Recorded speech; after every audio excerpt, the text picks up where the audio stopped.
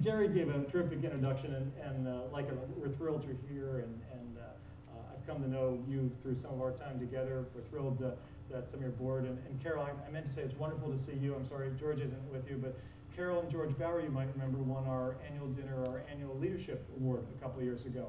The first ever couple to win that award. So it's just a treat to see you out late at night to encourage Michael. And,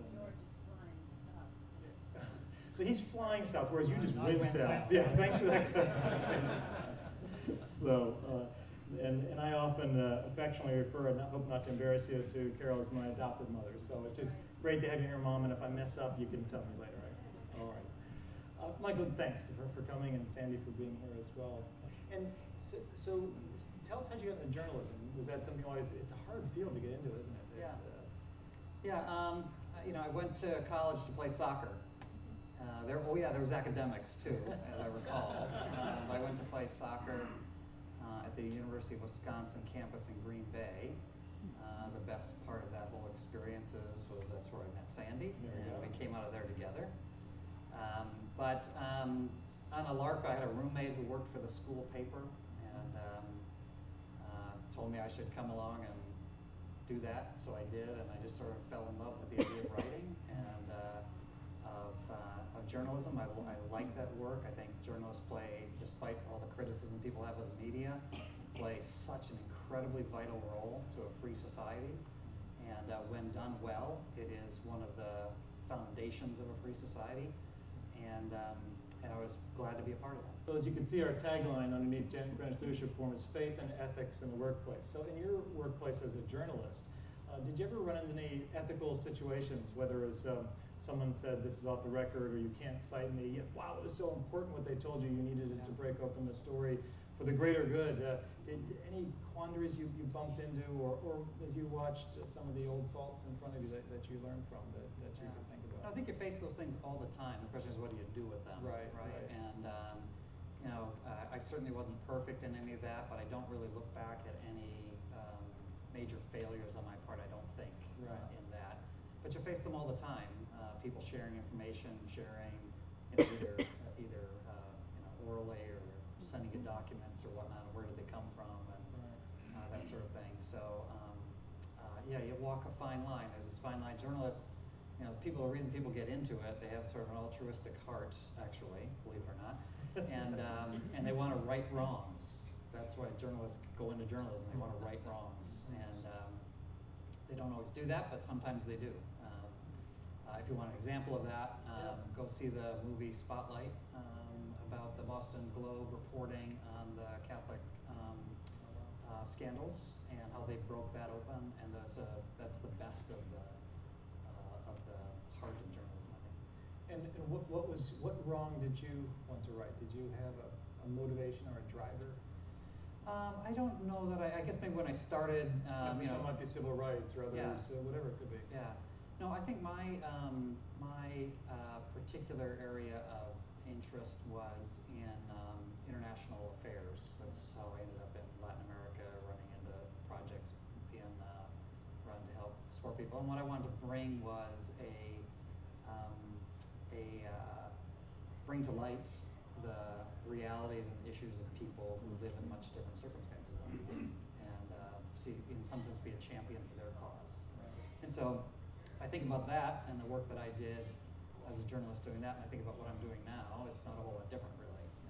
We're trying to bring to light to the reality of people who live and are oppressed by poverty and disease and war and conflict, and do something about it. And part of doing something about it is to let all of you and others know about it, and let us know in our comfortable lifestyles that it isn't all like this. So as back in my IDM days, we would talk about feeds and speeds. Give us some statistics about the scope and scale of your operation, because some of the room will know, but it's really extraordinary, the number of countries you're in, your budget. Just give us some scale, if you will. Sure. So AmeriCares was founded in 1979, so we've been around for a long time in New Canaan and now in Stamford. We every year reach programs in about 90 countries. We touch maybe 20 million people in the course of a year. We have a program across the U.S. that's in all 50 states, so we literally touch every state in the union. We operate on a budget of about $40 million, but we have access to and handle and process about $600 to $700 million worth of medicines and medical supplies every year. So if you haven't been to our distribution center in Stamford, you need to come and walk through that place and see what it looks like, and see what it takes to process that level of work. And so there's a lot of big numbers we can talk about, but I also like to talk just about impact. So just to make two quick little stories. Give a story or two. Two quick little stories I just heard this week. So at our staff meeting on Monday, we have what we call a mission moment, where somebody in our program team shares a story of one person that's been benefited by our work. So this story was from Nicaragua. It was a 70-plus-year-old woman who, for her entire life of 70-plus years, had a cleft palate, never fixed, made her a bit of an outcast. She sort of hid from the community. She was never part of anything. And we supported a surgical team that went down to Nicaragua, that goes regular to Nicaragua, and they found out about her, and they invited her to have a cleft palate surgery, which she decided to do. And at the age of 70-something, her face was restored, and we had this picture of her huge smile up on our screen, which was just fantastic.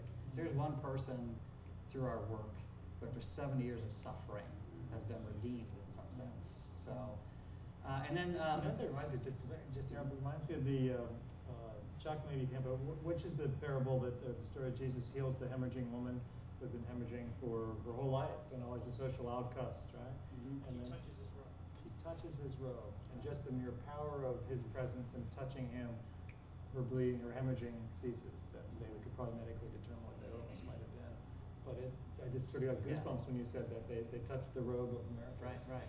So again, it's 20 million people we touch every year in some way or another, and that's one of them. So if you think about the stories that multiply beyond that, I'll just say one right from here to Stamford.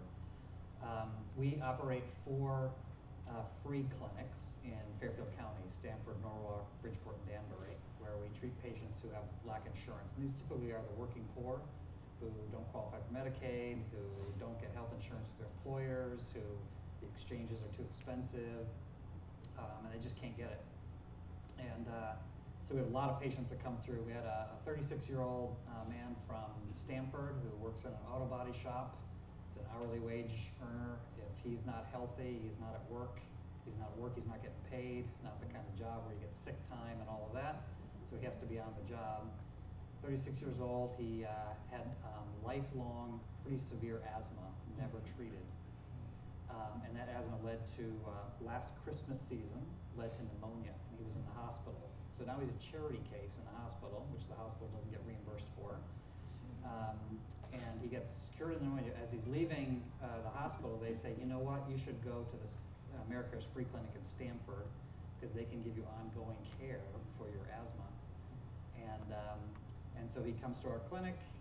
We get him on treatment. We see him monthly to get him in a better state. I just read this little story about him today. A year later, his asthma's under control. He's not going to be in the hospital at Christmas time, and not only that, he's got 2 sons that he now can play baseball with. So I talk about transformation of someone's life. This is why we work in health, by the way, because health is sort of a gateway to everything. If you don't have health, you can't seek educational opportunities. You won't be, if you're a kid, you won't be in school. If you're like this man, you're not going to be able to do the things you want to do with your family. We have many cases, stories of people who can't work because they're sick. And once we deal with them and get them on a healthy track, they go back to work.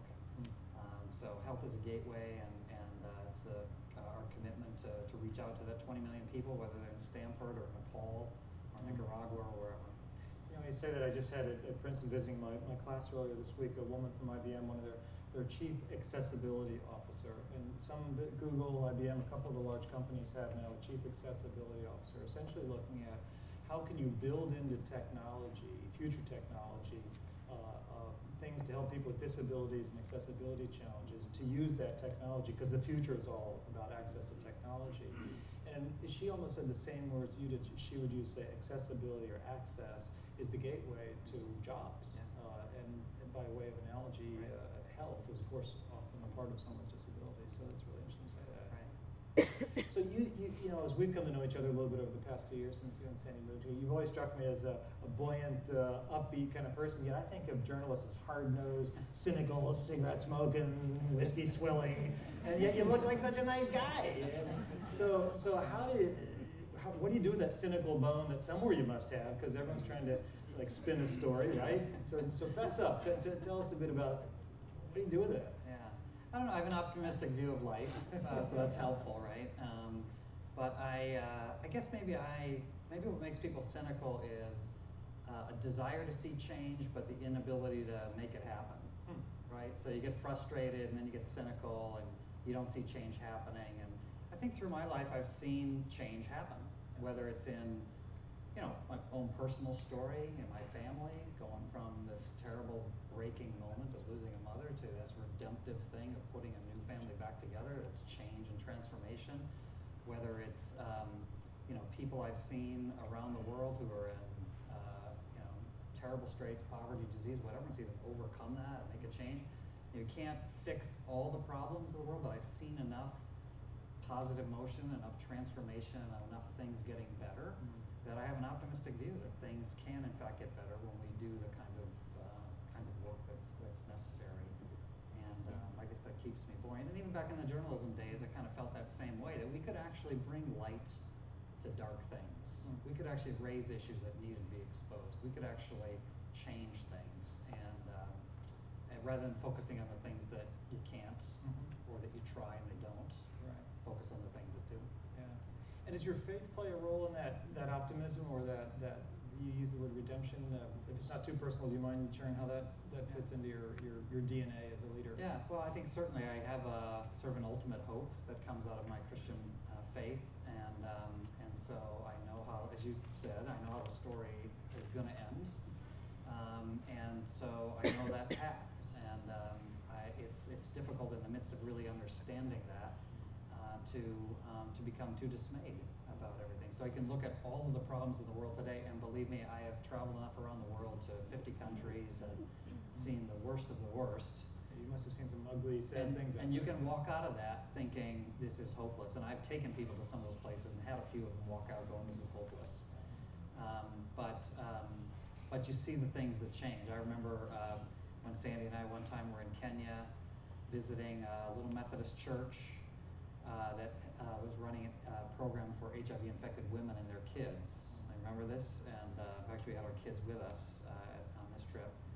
And our son actually is the one who said after that experience, he saw these women who were in a slum in Kenya. Now, if you haven't been to a slum in Kenya, this is as bad as it gets. They are HIV positive, likely to die from tuberculosis or something else that's going to hit them. They're trying to eke out something for their kids to try to give them a path. And yet we saw them full of joy. We saw them working on projects to generate income. We saw them working on things to try to improve their health, to try to make a path out. And I remember our son said after that, I don't forget how old he was at the time, but maybe middle school, 15, 16, he said, he's just shaking his head, he goes, I don't get it. Those women have everything to be despondent about, and yet they're full of joy. And yet back home, when things go wrong, people always want to blame God. And these people are praising God in the midst of that context. So we've seen very difficult things, and people emerge from that or see hope through it. And I guess that's what gives me a little bit of buoyancy. You know, while we're talking about personal things, faith is obviously a personal thing to all of us. It has public ramifications, but it's personal. You mentioned, Jacob, your son. Would you mind sharing a bit of, talking about your two children and some of that story, if you don't mind? Sure. We have a daughter who's 25 and who graduated from the University of Georgia, where we were living, with an ecology degree, and she has this wonderful sort of my dream job that she has at 25. Sorry, Jared. Yeah, sorry. She's a naturalist on an island in Georgia called Sea Island. Some of you may know that. Resort Island. She works for the resort company as their naturalist. She is responsible for their sea turtle protection program. She does nature education for guests. If you ever go down there as a guest, sign up for one of the nature things. She'll take you on a walk in the marsh or the beach or a kayak tour or something. And so she's got a great life going on down there, so we're really happy and proud of her. And our son, Jacob, who would be 27, passed away 9 years ago in a traffic accident when he was a freshman in college, caught in a downpour. His car hydroplaned and spun around and got hit going the other direction. And we got that call that you never want to get. Are you the parents of Jacob Nyenhuis? And so this has been a road for us to travel, but we could tell you the hard parts about that, but we could also tell you. Do you mind sharing just a moment, either side, the hard part or whatever, if it's not too awkward? Yeah, I didn't know that I was going to survive, frankly. I'm a pretty stable guy. I laid in bed thinking of ways to kill myself. It's how deep that pain goes in the midst of that. The thing that kept me from that was she was laying in the bed next to me, and our daughter was in the bedroom down the hall, and I knew I had to go on. I remember I went to the cemetery for every day for 30 days after the memorial service because I didn't want Jacob to think that we forgot about him. So I had to go and be there. And I remember coming back from this pounding the steering wheel, just screaming how this could happen. But at the same time, we have together, the two of us, have so many incredibly powerful stories of God's healing, grace, and mercy that would sort of shock you if you're not a Pentecostal, which I'm not, by the way. So for all of us uptight New Englanders, could you give us a sampling if you don't mind? I'll tell you just one, because it's relevant to my work as and well. Do I need to stand up and get ready? Yeah. I'm just kidding. No. Just one, not to belabor the point, but just one because it's relevant to the work that I do as well.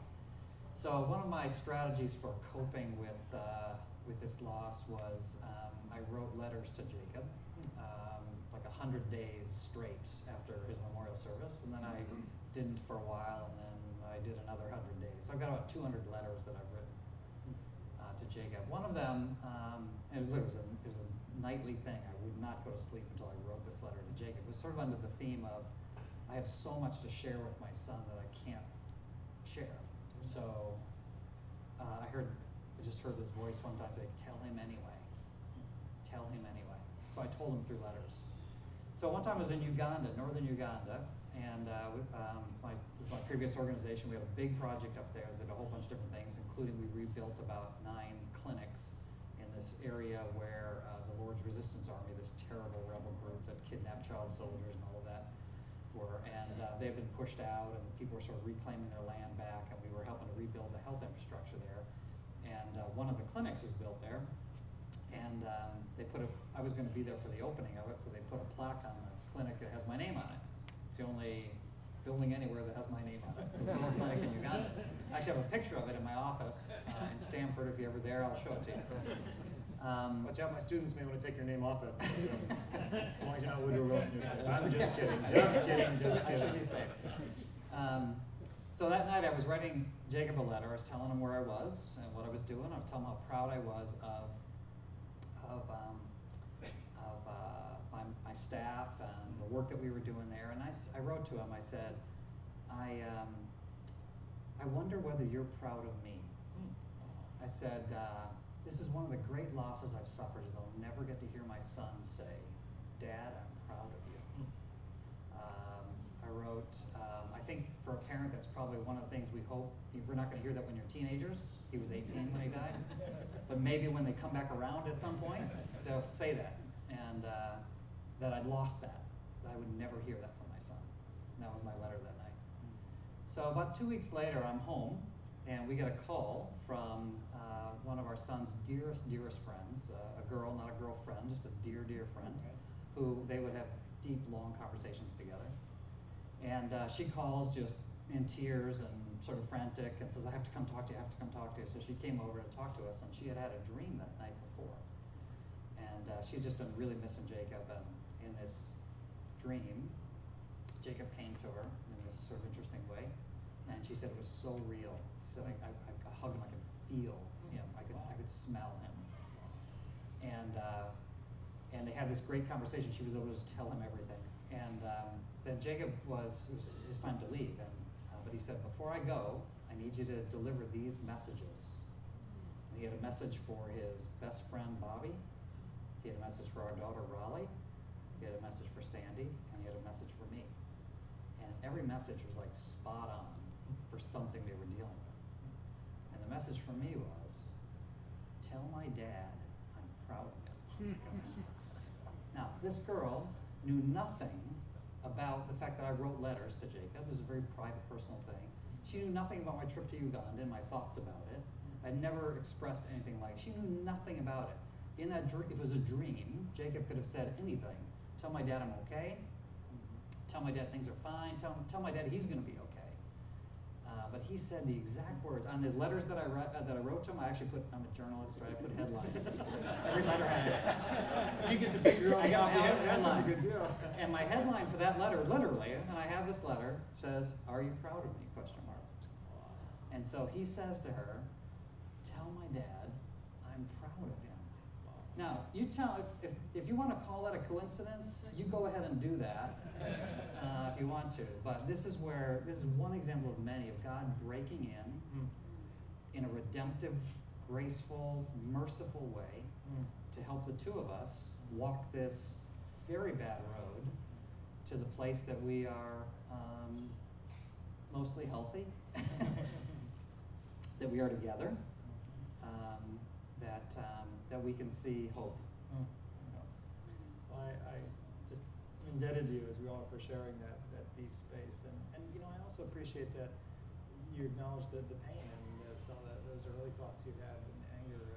I personally I lose my patience when someone goes through a crisis and all you hear is, well, but I'm fine, everything's great, and God will take care of me. But sometimes it's okay to throw stones at God and to be angry, and that's part of the healing process. And I just applaud you for that. Wow, just huge. What you do now? Your organization it's not a ministry. It's not a church. It's not a church-run or church-led organization. It's a secular 501c3. Are some of does faith play maybe an informal role there, or frankly not at all? Everyone kind of does their own thing, or is there any low-key structural dimension of faith in things? We are not a faith-based organization, outwardly. We have lots of people of faith in the organization, various faiths. Some people who are more driven by a personal humanitarian, and that's great. I remember when Sandy and I were being introduced after we've been hired, but before I started, so it was December 2 years ago. I was meeting with the staff and getting lots of questions. Who am I? What am I going to do? What am I going to bring? And somebody in one of the larger meetings asked, so you're coming from a Christian organization. So what's that going to mean? That's a fair question, right? Yeah. Are you going to try to convert us all or shift it? Right. And I said to the group, I am a Christian. That's an important part of who I am. I am motivated into this work by my Christian faith, by the call I feel on my life from Jesus Christ to serve the least and the lost. That's my motivation. I said, some of you are motivated the same way. Some of you are motivated from a different faith experience. Some of you are motivated out of goodwill and out of a humanitarian sense. And I said, I don't think any of that matters for us here. What matters is that we share a common set of values wherever we draw those values from. And those values are things like service, like compassion, like stewardship, like passion. And if we share those values wherever you're drawing them from, that's going to work out just great for us. I bet there's a huge sigh of relief after you said that. Yeah, there was a huge sigh. I think so. Among those who are wary of faith. Absolutely. But I also I did these 30-minute meetings with all 140 staff in Stanford over the course of 3 months, just to kind of get to know people. And I had this great experience with one of our younger staff who we did alphabetical, so it took a while for her to get to me. And she came up so excited, and she said, I've been waiting for my time to talk to you. I've been waiting for it because I'm a Christian too. And so we had a nice conversation about that. And I asked her, I said, well, okay, you've been here. You tell me what that means to you, to be a Christian working in this environment. I think that's true for anybody. She said, she has such a clear answer to this question, which I just love. She said, my goal is to be excellent. My goal is to be as good as I can at my work, so that when my boss and the people around me look at me, they said, what is it about her? And I thought that's a fantastic way to think about a witness as a person of faith in a secular organization, to get people to go, what is it about you? And so she's been just a delight to be around, as is everybody in the staff. We have an amazing group of people, a really amazing group of people there at the office, committed to what they're doing, highly professional. It's a great privilege to be there. So you're, many organizations, it's fashionable in the corporate world right now to really talk about mission. Like what's our mission? What's our purpose? What's the value proposition? And all good companies are very clear on what their mission is. But the reality is sometimes that can frankly look like marketing spiel, and at the end of the day, it's really the mission is to make money. The mission is shareholder return on equity, or whatever the measurement might be, earnings per share. You're in a place that's, as you just said, intensely mission driven. And I'd like to talk a bit about that for a couple minutes. Many people think that when you go to, let's say you leave the corporate world, which is full of pressure and full of politics, that when you go to work for the church or a church-based ministry or a faith-based of any tradition, that of course it's all perfect and heavenly and everyone gets along, there's no problems, right? That's right, of course. Chuck, right? Yeah, any other? So tell about that. Tell us a bit about that. Of course, I'm being facetious, but tell a bit about the reality of being in a mission-driven organization, yet it has human problems and business problems, right? And how do you think about that? Yeah. I'll tell you a quick story from my previous work, which was in a faith-based organization. And I went there from being a journalist, and I thought this would be great. I'm going to work in a mission-driven organization with a bunch of Christians. This will be awesome. This will be awesome. And so I got there to the organization, and I was going through this big leadership split, and there was all kinds of people on 2 or 3 different camps, and people were angry and mad at one another. And I was thinking, like, what in the world is going on here? Like, people are nicer in my cynical newsroom than they are here. And I was really struggling with that at first. And I remember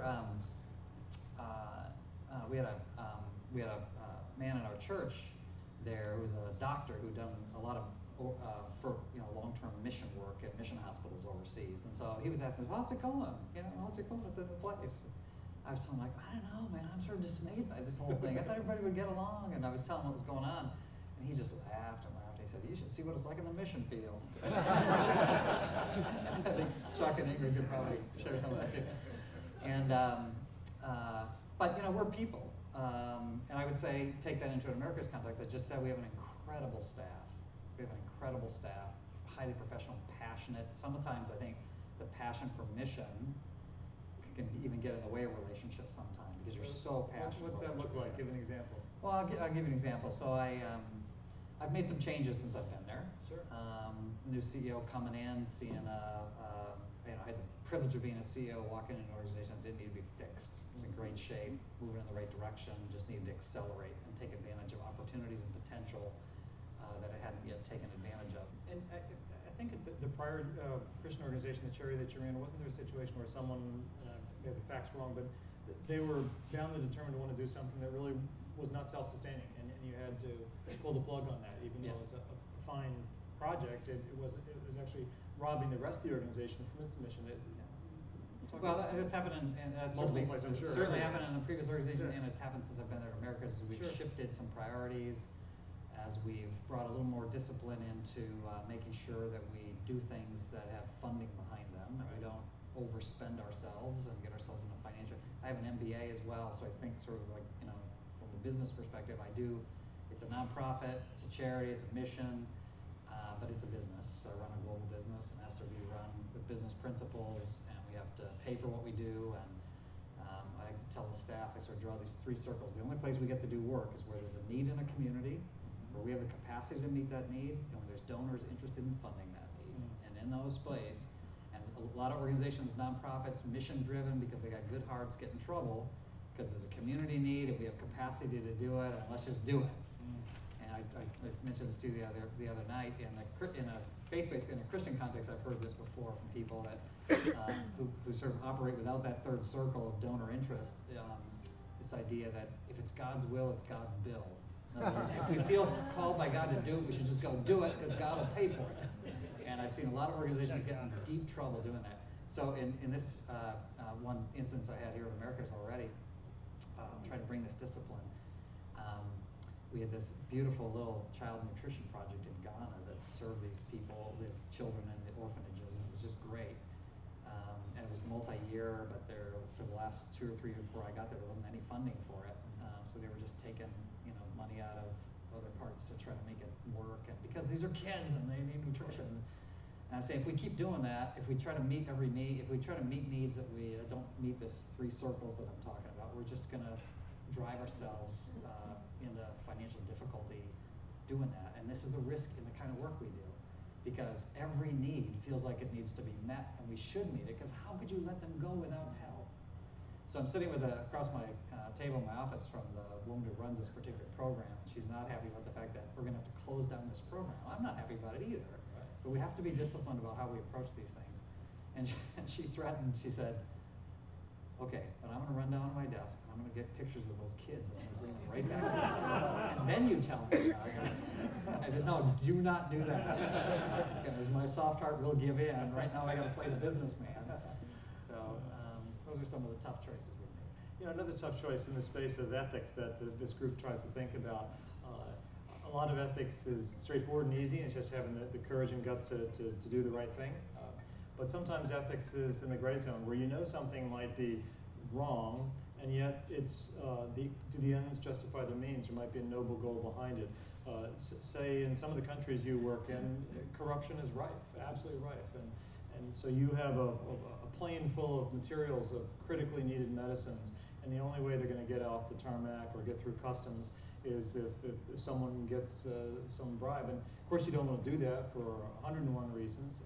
Yet you also have those sick people out there or starving and or the above together. How do you think about that as an organization and you personally when you're dealing in essentially with a systemic corruption, not just the one bad apple? Yeah, so we have a very clear policy that we won't pay bribes or do anything underhanded or under the table. We just won't do it. And if it causes us to not do work, we don't do work. And that's just the way it is. It's unfortunate, but that's the way it is. So we actually had a case not too long ago, a container of medicines and medical supplies we sent into a country in Asia, and it got locked up in customs for a variety of reasons. In part, we think because somebody wasn't paying somebody through underneath the table or something, and we wouldn't do it. And so we actually pulled that container out of there and put it in a different place. And I think it's a slippery slope, and you got to be especially careful about it. And I think in the communities, so many of the countries where we operate, such a critical part of the problem that people face is corruption in their governments. And so if we lend anything into that, we're contributing to the problem. And so we just can't lend anything into that at all because it's going to make the problem worse.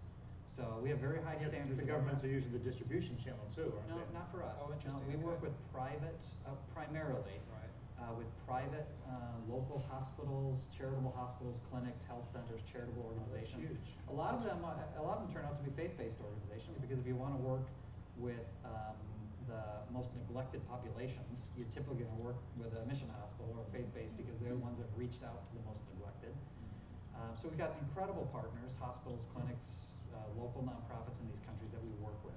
Not to say we don't work through governments, we do it at certain times. But our bias is to work through this network of partners we've established. And it's one of the wonderful things about the AmeriCares model is that because of our this very high volume donated medicines and medical supply program that we have, we create relationships with local hospitals, clinics, health centers all over the place, and 90 countries in all 50 states. And then when other things happen, we know who to work with in these countries. When there's a disaster, we don't have to ask, where do we go, who do we work with? So Ebola was a great case for this in Liberia. We've been working with this hospital for a long time in Liberia.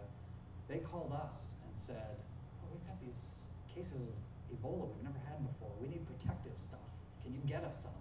Boom, we got them some. And that drew us into the Ebola work in Liberia because we have this established partnership with a private charitable hospital that's at the front lines, right on the border of Sierra Leone, Guinea, and Liberia, the hot zone. And we ended up doing an incredible amount of work in Liberia to stem the tide of the disease there and treat people. And now we're still there rebuilding health systems to try to get that back.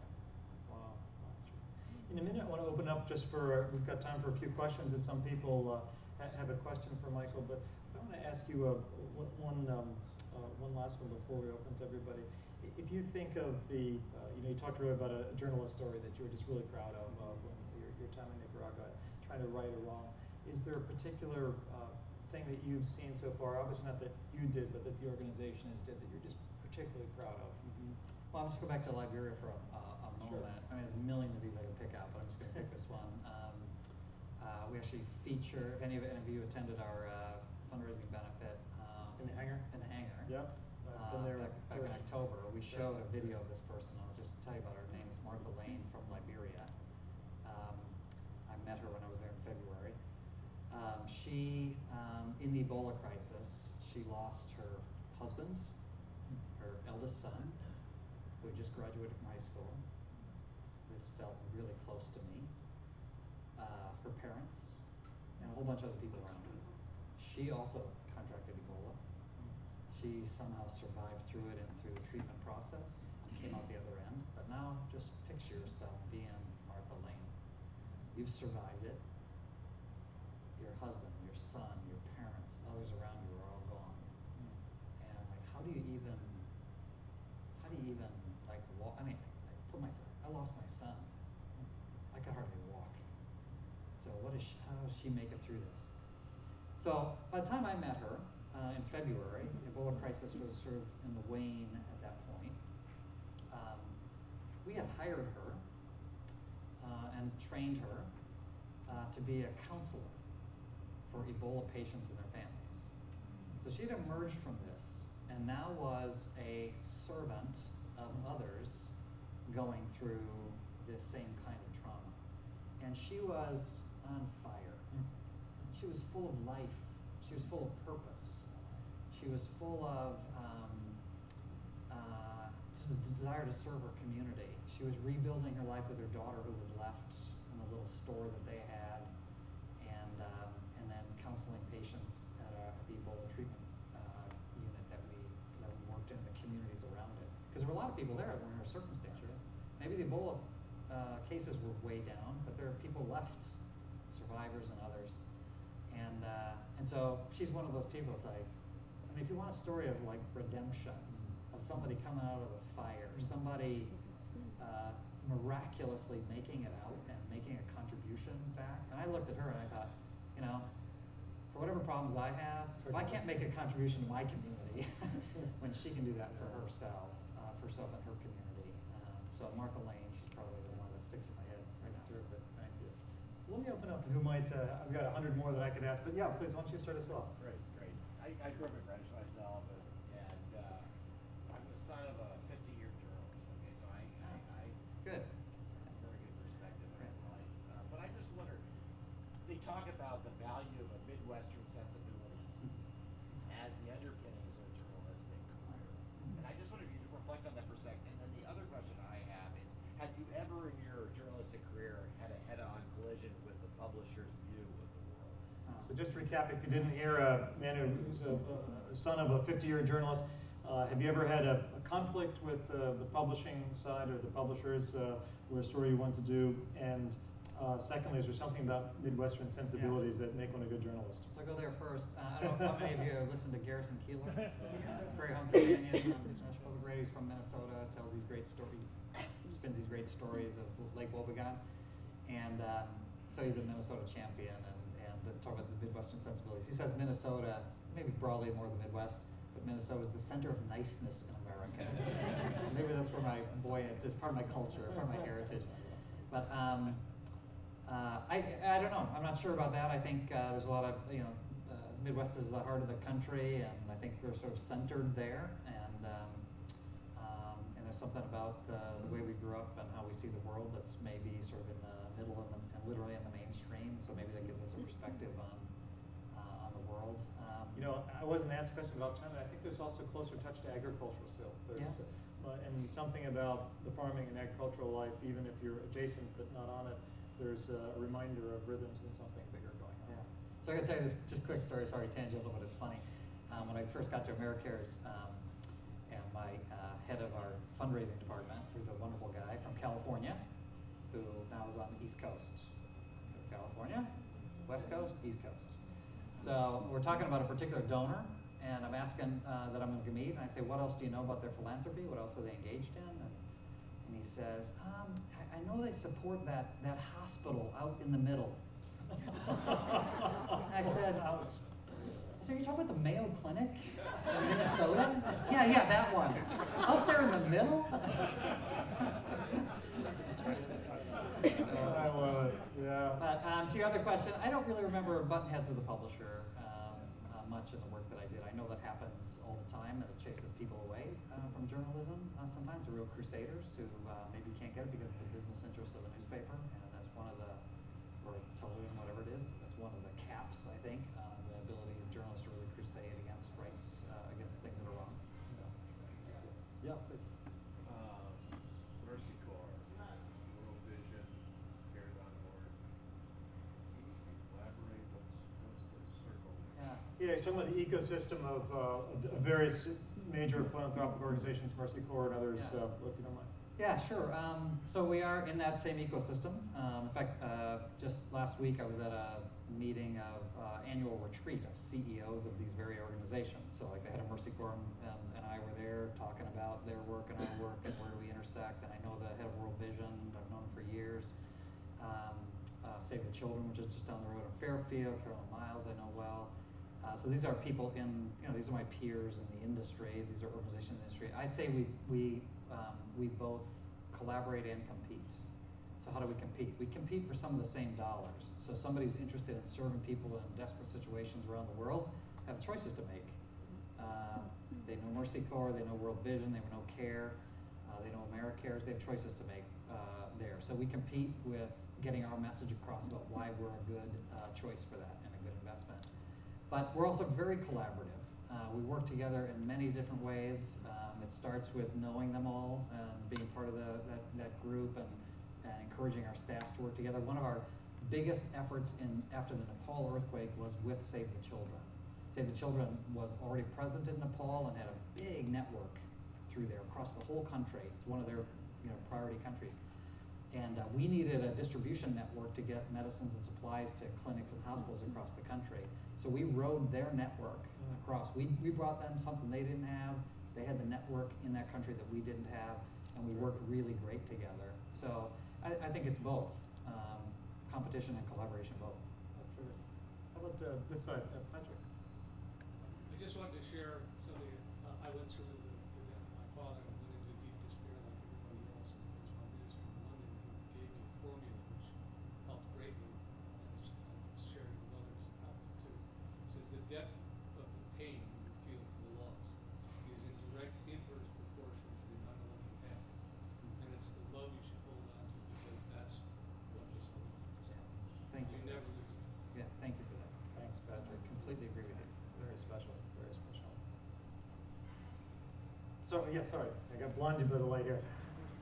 Hey, it's just a blessing to have you here. Thank you. Back to a couple points you made. How do you evaluate what is important? I heard your business side, your VA side. As I look at Ebola that's killed less than 5,000 people, and I look at obesity in America that's killed 300,000 people this year, or I look at malaria that's killed 3 million people this year. How do you balance that in terms of what your approach is? Yeah. Just talking about how do you balance and make decisions based on numbers of people impacted and other things as to what you sort of go after and try to help. Yeah. Okay, so there's some strategy there, and so I'll give you an example of that. One of our strategies is to be, in our sector anyway, sort of an early mover and a pioneer and a leader in addressing chronic diseases like diabetes and hypertension. So our organizations typically deal with, dirty water and malaria and those sorts of things, which are all critical and important, and the numbers are big. But in our country and around the world, the fastest growing disease burden, even in the poorest communities, is chronic diseases like diabetes and hypertension. So we've made a strategic decision as an organization because of the burden of disease in that, to go after that. And so our programs with this network of free clinics we work with across the country here, pilot programs we have in El Salvador and in India focused on the poorest communities, how do you change diabetes and hypertension results there. It's a strategic decision because of the scale and scope of that. Ebola, which killed about 11,000 people in the 3 countries, we're a disaster response organization as well. So there's sort of 2 parts of the organization. We respond to crises, disasters, but we also have, and that's maybe really about 20% of our work, and the rest of it's just ongoing, longer-term health work that we're involved in. But we responded to big disasters, and we raised a lot of money and spent a lot of money fighting the Ebola crisis there.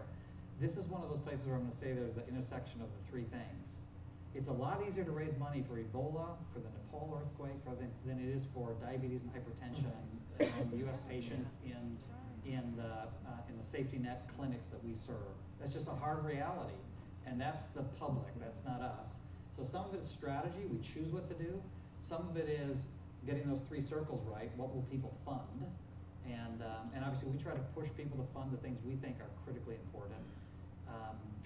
And Ebola, I mean, the biggest problem with Ebola, not so much the money that it's soaked up in. There's millions and millions and millions of dollars there. But it was a crisis, and it could have gone terrible. It could have gone. The fact that it stopped at 11,000 and didn't go to 1.4 million, which is what the CDC was projecting. So the ring fencing, what could have been. It's amazing that it only killed 11,000 people. But what's worse is, in that same 9 months that the Ebola crisis was raging, and we don't know the counts of this, but I'll guarantee you there were more deaths from childbirth, from malaria, from waterborne diseases, from all the basic stuff, because nobody was paying attention to it, because nobody was going to the hospitals because they were fearing Ebola. And that's the hidden disaster that happened in those 3 countries that nobody else is paying attention to, well, all the focus. I actually faced this a little bit, and I did, in my previous job, did a lot of work on HIV and AIDS in Africa. And there's no question, another huge pandemic, millions and millions of people. But if you put those numbers up against some of the other, really generational endemic problems like just clean water and things like that, malaria, the numbers aren't as big. But that's where the attention was. That's where the money went. That's where we had an opportunity to make a difference. So you got to balance. This is part of the ethical dilemmas that you face between what you want to do, what you have to do, what you have the resources to do, and those are hard decisions to make every day. Let me ask you one last question. Many people I know have said to me, and maybe have said to you, oh, I wish I could be in full-time ministry. And they're almost envious that you can work for an organization with such clear connections to help make the world a better place. Whereas if I'm an analyst on Wall Street or I'm making something, it's hard to sometimes see a connection to something bigger and special. Although, of course, there's a certain dignity in just doing one's job excellently and being a good citizen and providing jobs and goods and services. What advice, because you've been on the for-profit and non-profit sector, what advice would you give for those whose calling is to be a banker, is to be an analyst, to be a CPA, an auditor, and that's where they probably should stay, that's their gifting. What advice would you give how they may be able to think of that work as just as special as your work? Yeah. I would say 2 ways to think about that. One is I can tell you a quick story about a long-term donor that I worked with who owns a company that owns about 70 Dunkin' Donuts stores in the Hartford area and a big bakery and everything like that. And he's traveled with me to Africa and to Latin America to see the work that they help fund. And he sort of like goes, well, I just run donut stores. You're doing all this really cool work. And we talked about that a little bit. And in his donut stores, he has transformational stories of people, immigrants, others, people low down and out who come into his stores, work their way through, become managers of their stores, support their families, and change communities, change themselves, their families, and the communities through that business. So I'm a strong believer in the transformative nature of business to make a difference in the world. And we see that in the countries where we work. I was talking with the head of corporate social responsibility for Kimberly-Clark in Atlanta, and they have a philanthropic focus on water. And they have a couple of plants in Africa, and they were having all these absenteeism issues, and they were trying to find out why that was so, and found out that most of the people don't have clean water. So they're doing massive clean water projects in the communities where their employees come from, much bigger than a nonprofit like us could do, because companies can make that difference. So I think, driving companies to make a social difference is important. And then the second part really is just the philanthropic part. I think some people are called to great jobs and know how to make a lot of money, and that's awesome. And I have seen people like that, and some of you are those, some of you that I know here and others I don't know, where philanthropy has transformed their lives. I've taken What do you mean by that? Well, I'll give you an example. So I took a woman from Virginia, a very wealthy family, lives in the horse country of Virginia on a big farm with horses and white fences and all that. She was funding a little bit of HIV/AIDS work that we were doing in Africa. And so I took her there to go see it. And I took her to visit this project that was helping HIV-infected women learn a trade, make rugs, sell them, earn money, take care of their kids. And she'd been helping to fund this thing at sort of a small level. And one of the key women for the project, wasn't there, so we wanted to go see her. She lived in the slums. We walked down into the slum, and I took this woman from Virginia into the slum, into this small little tiny shanty little house. Opened the little wooden door. The bed is right there, and the woman is laying there. She's HIV positive. She has TB. She's going to die.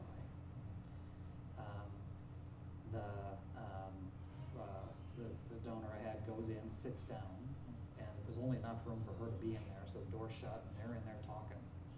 And Kenya's an English-speaking country, so if you've been to school, you're speaking English, so they could actually communicate. And they were in there for a little bit, and the door opens, and my donor from Virginia comes out. She's tears in her eyes. So, what happened? She goes, "It never occurred to me that she would be just like me." So they were grandmothers, both of them. And what they talked about were their grandkids and their hopes and their dreams for their grandkids. And so you have a wealthy woman from the horse country of Virginia, and a woman from the slums of Nairobi who has HIV/AIDS and TB. And the lesson she learned is that she's just like me. That's transformative. And I think the power of philanthropy, people who really engage philanthropy at a level, and they use the resources that they're gaining from the work that they do, not just to support their family, which is job one, and support their community, which is job two, but think about the reality of people all around the world, and they engage in that in a deep way, not just writing a check and forgetting about it, but actually engaging in it in some way and see the difference that they make. It's transformative for people. No, I appreciate that. This sort of intrinsic value of work and extrinsic value. So I'm going to ask one last question, and I know it's a short answer. Then we'll give you a warm welcome, or warm applause, and thank you for your being here and all you've shared. And then I'll wrap this up with a short 2.5-minute video. The question is, we've talked about faith and ethics and leadership. You've shared a lot about your professional life, your personal life. Do you have a favorite Bible scripture or verse that ties back and ties some of these threads together, and would you mind sharing that?